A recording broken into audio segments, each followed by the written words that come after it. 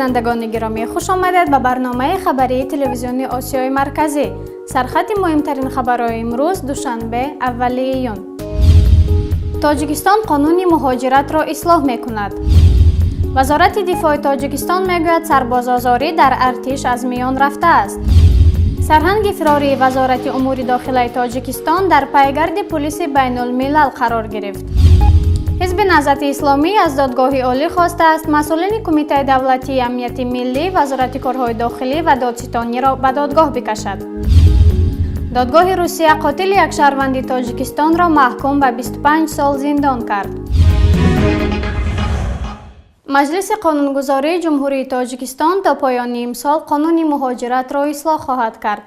Абдуҷаббор Раҳмонзода, дастёри раис ҷумҳурии Тоҷикистон дар умури иҷтимоӣ, дар ин бора чунин мегӯяд: бо таваҷҷӯҳ ба таҳаввулоти ахир дар масъалаи муҳоҷират, бо дастури раис ҷумҳур то поёни имсол бояд қонуни нави муҳоҷират тасвиб гардад. ҳуқуқшинос Зарафор Раҳмонӣ мегӯяд, ки муҳоҷирони мо дучори мушкилиҳои зиёде дар кишварҳои хориҷа мешаванд.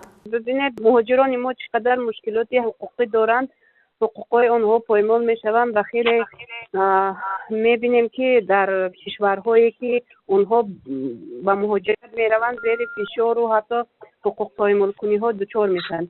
ин ба назари мо ҳатто аз лиҳози ҳуқуқӣ ҳам бибинед ки масалан монеъ шудан бар як фаъолияте ки имрӯзҳо вазъияти иқтисодии кишвар дар ҳоли хеле поин қарор дорад ва имкони ҷойи кор пайдо кардан дар кишвар нест ва бар зами он мушкилоте ки дар хориҷи кишвар муҳоҷирони мо рӯбарӯ мешаванд, боз як мушкили дигар эҷод мешавад. Бар асоси тарҳи ислоҳи ин қонун, муҳоҷирати шаҳрвандони зери 18 сола барои кор мамнӯъ мешавад. ҳамчунин муҳоҷирон мувассаф хоҳанд шуд пеш аз сафар худро дар ниҳодҳои танзимкунандаи муҳоҷират номнавис кунанд ва роҳхат бигиранд. шаклу нархи ин роҳхат ҳанӯз маълум нест. агар волидан дар муҳоҷирати корӣ бошанд, пас фарзанде ки масалан инҷо мактабро ба итмом мерасонад, ҷои кор пайдо намекунад ва наметавонад дар ягон донишгоҳ дохил шавад, роҳи ин фарзанд ҳам масалан муҳоҷирати корӣ ҳаст. аз ин рӯ нақзи ҳуқуқи як шаҳрванд дар ин ҷо дида мешавад ва ман фикр мекунам ки бояд парлумони кишвар ин ҷиҳатҳоро хуб омӯхта ба инобат гирифта, баъд ин қонунро ба муҳокимаи мардумӣ бигузорад, то мардум фикру андешаи худро бигӯянд ва пас он ба як хулоса биёянд. Вазорати дифои Тоҷикистон дар вокуниш ба интишори наворе аз латукуби сарбозон дар шабакаҳои иҷтимоӣ гуфт, сарбозозорӣ дар нерӯҳои мусаллаҳи Тоҷикистон тақрибан аз миён рафтааст. сухангӯи Вазорати дифоъ Фаридун Маҳмадалиев дар гуфтугӯ бо Радиои Озодӣ ин наворро шубҳабарангез хондаву гуфта, шароит дар артиш солҳои ахир ба ҳадде тағйир кардааст, ки кӯҳансарбозон дигар сарбозозорӣ намекунанд. ёдовар мешавем, ки 3 май дар шабакаҳои иҷтимоӣ наворе мунташир шуд, ки дар он як кӯҳансарбоз 5 тоза сарбозро мушту лағат мезанад. ин навор дар гӯшии телефон сабт шуда ва кайфияташ поин аст, вале дар он суханҳое ба забони тоҷикӣ шунида мешавад. чунончи дар ҷой аз ин видео кӯҳнасарбоз ҳангоми латукуби сарбозон дод мезанад: то кай аз пушти шумо гап шунавам. интишори ин навор дар шабакаҳои иҷтимоӣ вокунишҳои тунди корбаронро дар пай дошт. огоҳон мегӯянд ин видео аз соли 2008 аст, аммо тоза ба интернет роҳ ёфтааст.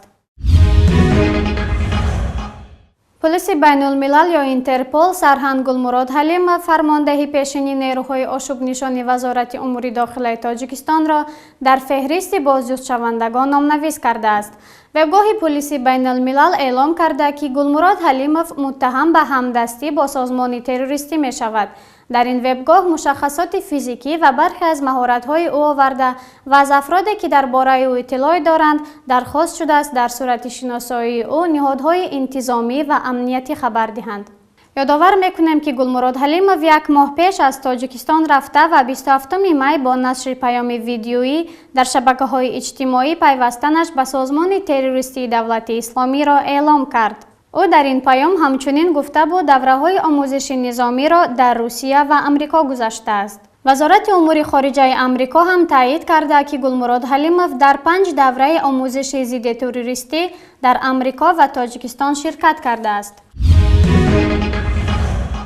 حزب نهضت اسلامی تاجیکستان از دادستانی کل، وزارت امور داخله، کمیته امنیت ملی و دادآور حقوق بشر به دادگاه عالی کشور شکایت برده است. بر پایه گزارش روابط عمومی حزب نهضت اسلامی تاجیکستان، دادخواست را معاونان رئیس این حزب سید عمر حسینی و محمد علی حید امروز به شیر محمد شاهیان رئیس دادگاه عالی تاجیکستان و معاونانش سپردند. حزب نهضت اسلامی تاجیکستان در این دادخواست کارمندان کمیته امنیت ملی، وزارت امور داخله و دادستانی کل را متهم به فشار و تعقیب بر اعضای این حزب و پرونده سازی ها کرده، خواستار رسیدگی به رفتار مسئولین شده که شکایت های این حزب را بررسی نکردند. حزب نهضت اسلامی تاجیکستان رهبریت به پروکراتور ژنرال کشور مراجعت کرده و از قانونشکنی هایی که به خصوص توسط کارمندان کمیته دولتی امنیت ملی و کارمندان شعبه کارهای داخلی و حاکمان محلی صورت میگیرد و پروکراتور شکایت برد و از پروکراتور خواهش کرد که پیش روی این قانونشکنی ها در محل ها گرفته شود.